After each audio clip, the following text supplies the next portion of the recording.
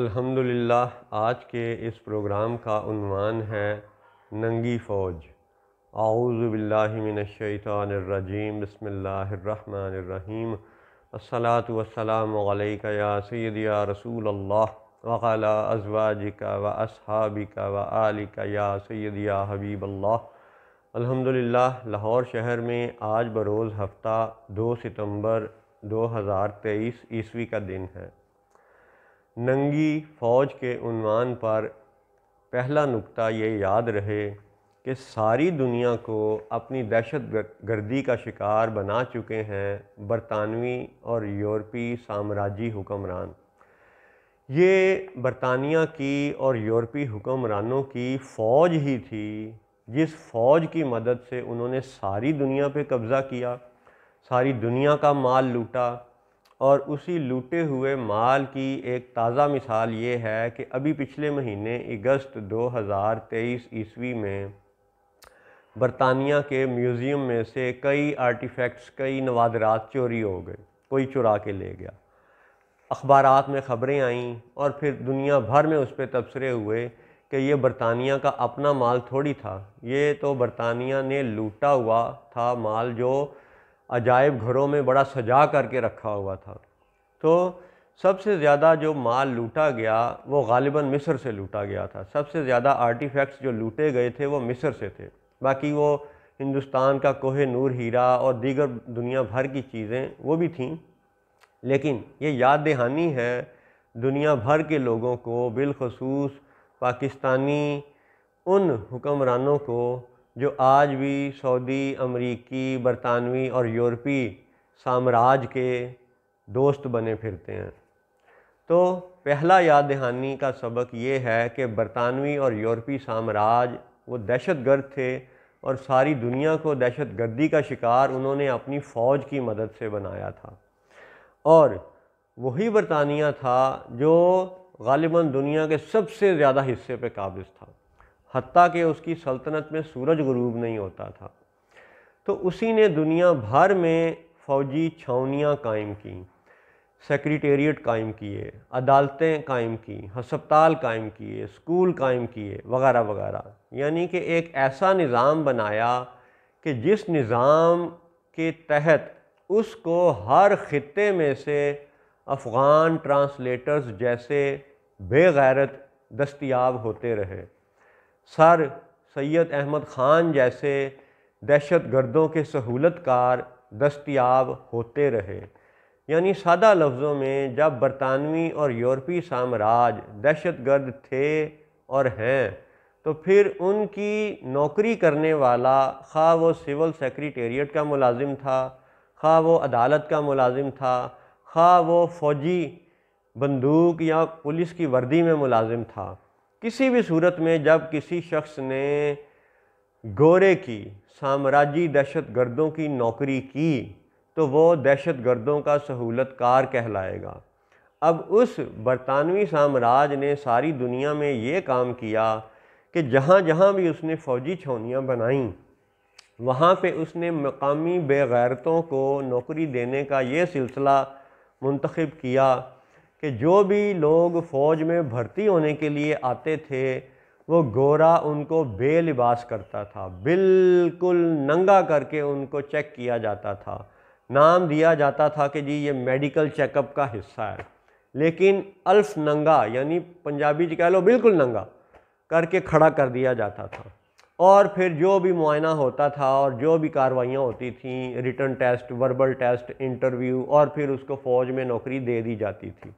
यानी बरतानवी फ़ौज ने दुनिया भर में से बेगैरतों को इकट्ठा करके अपनी फ़ौज का हिस्सा बनाया था।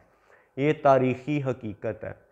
और फिर चलें जी, सारी दुनिया के लोगों ने जब बरतानवी साम्राज्य और यूरोपी साम्राज्य के ख़िलाफ़ बगावत की, कहीं फ़्रांस के ख़िलाफ़ बगावत हुई, कहीं स्पेन के ख़िलाफ़ बगावत हुई, कहीं बरतानिया के ख़िलाफ़ बगावत हुई, तो जब सारी दुनिया के लोगों ने आज़ादी मांगना शुरू की तो गोरे ने बड़ा खूबसूरत एक फ़रेब दिया, कहीं पे किंगडम और कहीं पे जमहूरियत। ये दोनों वो सिलसिले हैं जो खिलाफत के दुश्मन हैं। और उसने खिलाफत के दुश्मन इन दोनों निज़ामों को दुनिया भर में छोड़ दिया। मक्का में किंगडम है और भी चंद ममालिक में किंगडम है, और बाकी सारी दुनिया में जमहूरियत का फितना खड़ा कर दिया गया। और आज सारी दुनिया के लोग ये जानते हैं, सारे मुल्कों के अवाम ये जानते हैं कि ये जमहूरियत सिर्फ फ्रॉड है, असल हुक्मरान इस्टेब्लिशमेंट और फ़ौज वाले ही हैं। और ये बात सिर्फ पाकिस्तानी लोगों को नहीं, इस वक्त सारी दुनिया के लोगों को मालूम है।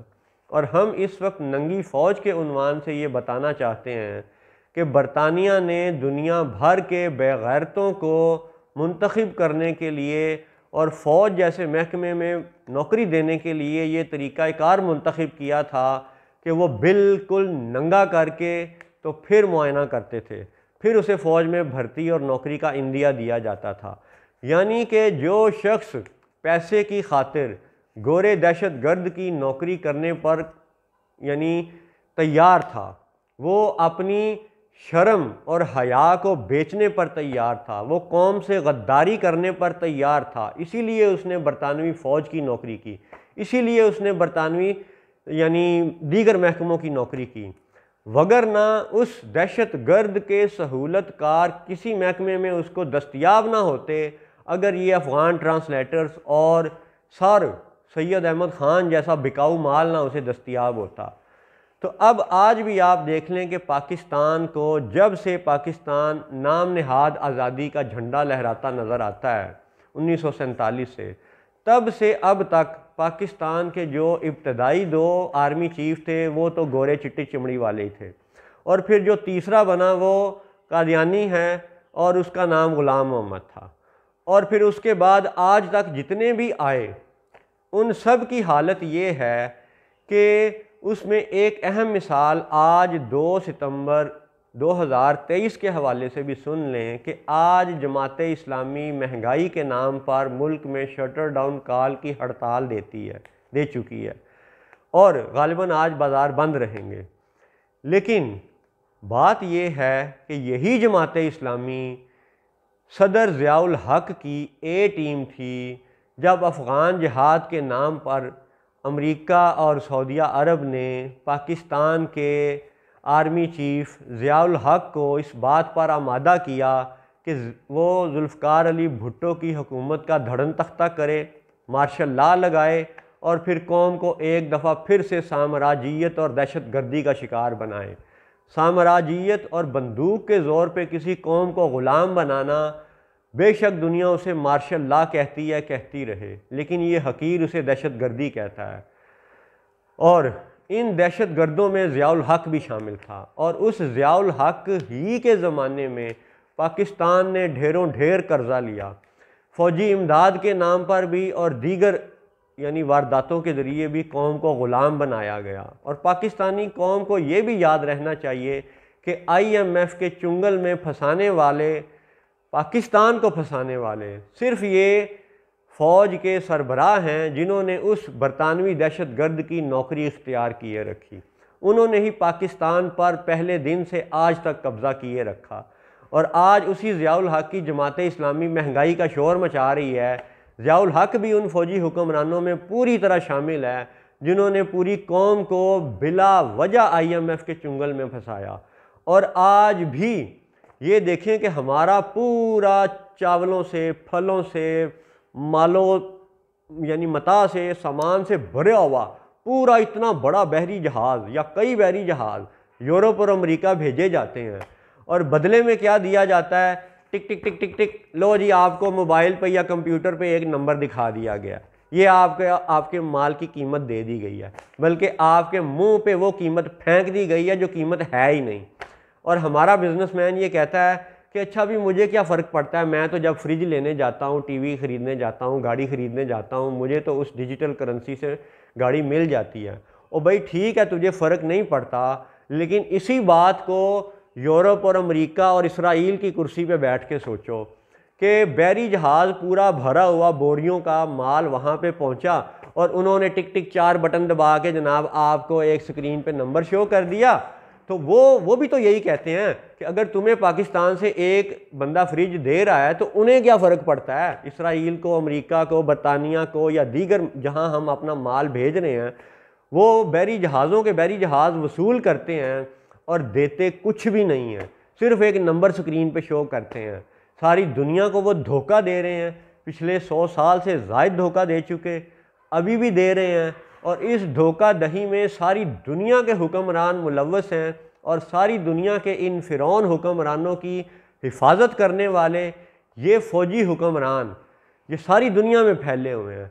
और चलें अब हम बात करते हैं मज़ीद पाकिस्तानी फ़ौज की, कि पाकिस्तानी फ़ौज अपने आप को पाक फ़ौज कहती है, लेकिन क्या पाक फ़ौज ने शुरू से अब तक या बिलखसूस ज़ियाउल हक़ के ज़माने में जो बड़ा इस्लाम का ठेकेदार बना और सऊदिया अरब का वो चमचा बना और ज़बरदस्ती मार पीट के उसने नमाज़ें पढ़ाने का सिलसिला भी सऊदिया की तरह थोड़ी देर के लिए शुरू किया और फिर टल गया, और फिर उस इस्लाम के ठेकेदार को ये पूछा जाए, उसकी कब्र पे जाके ये सवाल आज भी किया जाए, या बाद के और आज के मौजूदा आर्मी चीफ हाफिज़ साहब से ये भी सवाल किया जाए कि जनाब आप तो हाफिज़ साहब हैं, ज़ियाउल हक़ तो फौत हो गया, आप तो आज 2023 के आर्मी चीफ साहब आप तो हाफ़िज़े कुरान हैं, आप ये बताएं कि क्या पाकिस्तानी फ़ौज ने भर्ती के दौरान लोगों को नंगा करना छोड़ा?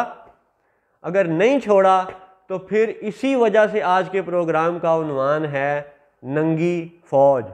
यानी वो बेगैरत जो पैसों के लिए, नौकरी के लिए अपना लिबास उतारने पे तैयार है, वो अपना आप नंगा करने पे तैयार है, जो बेशर्म होने पे तैयार है, बेहया होने पे तैयार है, वो कौम की हया क्या रखेगा?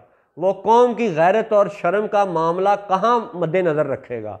तो इसलिए अगर पाक फ़ौज को पाक फ़ौज बनना है तो फिर इन हक़ाइक़ पर भी नज़र रखे कि तारीख़ इंसानी में सबसे पहला जो बेलिबास होने का वाक़या है वो कब पेश आया था? जब शैतान ने सैयदना आदम अलैहिस्सलाम को वसवसा दिया और फिर उन्होंने वो फल सेब या गंदम या कुछ वो खा लिया और फिर उनके लिबास उतर गए और उनकी शर्मगाहें अय्या हो गईं, फिर वो दरख्तों के पत्ते अपने जिस्मों पे चिपटाने लगे। तो ये है वो बेलिबास होने का पहला वाक़या जो तारीख़ इंसानी का पहला सबक है कि इंसान को बेलिबास करना शैतान और हिज़्बुश शैतान का तरीक़ा है, और यही तरीक़ा बरतानवी फ़ौज का छोड़ा हुआ आज सारी दुनिया के मुल्कों में राइज है। एटमी ताकत पाकिस्तान के हाफिज़ साहब जो आर्मी चीफ़ हैं वो भी इसी तरीके पे चल रहे हैं। अल्लाह अकबर। दूसरा नुक्ता ये है कि उस पहले वाक़े को भी याद रखा जाए कि बेलिबास करना और करवाना ये किसका तरीक़ा है, किसका वतीरा है, ये याद रखा जाए। फिर आगे इस्लाम के नाम पे बनने वाला ये मुल्क पाकिस्तान, और अवाम जिसका कोई इस वक्त ज़ोर नहीं चलता, ज़ोर जिनका चलता है उनके लिए हम ये अर्ज़ कर रहे हैं, रो रहे हैं, चीख रहे हैं, पुकार रहे हैं कि खुदारा इस्लाम को समझो। इस्लाम तो एक मुर्दे को भी मुकम्मल नंगा नहीं करता। मुर्दा फौत हो जाए, बंदा फौत हो जाए तो उसको यानी गुस्ल देने के लिए भी उसके ऊपर हम कपड़ा और चादर तानते हैं और फिर उसकी शर्म को मद्देनज़र रखते हुए फिर उसको यानी कपड़े के नीचे से हाथ मल के नहला देते हैं और फिर उसी पर्दे की हालत में ही उसको कफन दिया जाता है और फिर उसी कफन की हालत में उसको कब्र में लिटाया जाता है। हालांकि कब्र में लिटा के जब मिट्टी डालनी है तो जब उसने मिट्टी में दब जाना है तो फिर कफन का नया कपड़ा क्यों दिया जाता है? नंगा भी तो दफन किया जा सकता था, पुराने कपड़ों में भी तो दफन किया जा सकता था। जिस शलवार कमीज़ में वो फौत हुआ उसी शलवार कमीज़ में भी तो दफन किया जा सकता था। लेकिन इस्लाम ने नहाने का सबक क्यों दिया वो बाद में बात करेंगे, उसमें भी बड़ी हिकमतें हैं। कफन का हुक्म क्यों दिया कि मुर्दे को बेलिबास करके कब्र में नहीं दफनाना, इसको बालिबास खूबसूरत सफ़ेद लिबास में दफनाना है। ये है इस्लाम। और नंगा होने के हवाले से एक और अर्ज़ भी सुन लें कि मियाँ बीवी के जो हम बिस्तरी के मामलात हैं उसमें भी ये हुक्म है कि सिर्फ़ एक हिस्सा लिबास का उतारा जाए, कमीज़ ना उतारी जाए और कमीज़ पहन के रखी जाए, और फिर मियाँ और बीवी अपने ऊपर एक कंबल या चादर ओढ़ लें ताकि शयातीन उनके मामलात में दखल अंदाजी ना कर सकें। और मियाँ बीवी के मामलात को भी अल्लाह ताला ने बेहयाई से पाक रखने के लिए ये हुक्म दिया है। कुरान और हदीस में से ये बातें साबित हैं, मुसलमानों को मालूम है। काश के पाक आर्मी के हाफिज़ साहब जो चीफ़ ऑफ आर्मी स्टाफ हैं उनको भी अपने हाफिज़ कुरान बनने का वो ज़माना याद आ जाए और पुरानी भूली बिसरी बातें याद आ जाएं कि इस्लाम तो शर्म हया वाला दीन है। और अगर मियाँ बीवी के मामलात में भी चादर लेने का हुक्म है तो वो क्यों है? वो इसलिए है कि शयातीन की मुदाखलत होती है। और याद रहे कि इस पाक फ़ौज में नंगे लोगों को चेक करके नंगा करके भर्ती करने का ये सिलसिला नाम नहाद बनी इसराइल ने शुरू किया था, यानी यूरोपीय साम्राज्य ने, बरतानवी दहशत गर्दों ने। और कुरान पाक में आप गौर करें, सूरा बनी इसराइल जो कि कुरान पाक में तरतीब के लिहाज से इस वक्त 17वें नंबर पे है, उसकी आयत नंबर 64, 17 और 64 में भी तारीख़ी हक़ाइक़ हैं, वो हम अभी बात नहीं करेंगे।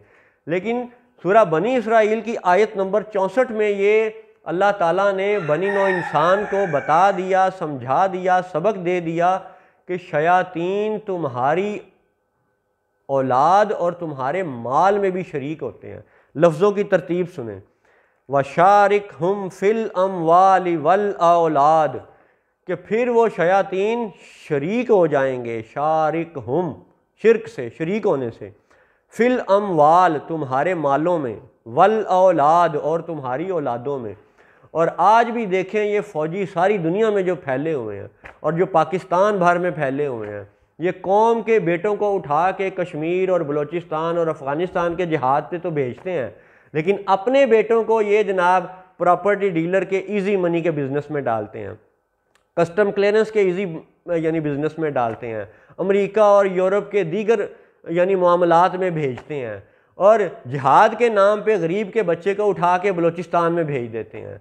ये है पाक फ़ौज का वो दजल जिस दजल से आज कौम पूरी तरह आगाह हो चुकी है। और हम इस्लाम के नाम पर बनने वाले इस मुल्क पाकिस्तान के शहरी होते हुए, एक आम सादा मुसलमान होते हुए, पाक फ़ौज के मौजूदा आर्मी चीफ़ जो कि हाफिज़ कुरान हैं, उनसे ये भरपूर शिद्दत से, ज़ोर से, अपनी पूरी कुव्वत ईमानी से ये मुतालबा करते हैं कि आप भी अपनी ईमानी कुव्वत का मुजाहरा करें और पाक फ़ौज को हकीकी तौर पे पाक फ़ौज बनाएं, ताकि जिहाद का जो जज्बा है वो उम्मत मुस्लिमा की तरक्की के लिए यूँ मौजज़न हो जाए कि फिर हम दोबारा से दोनों किबले अपने मुसलमानों की तहवील में देखें।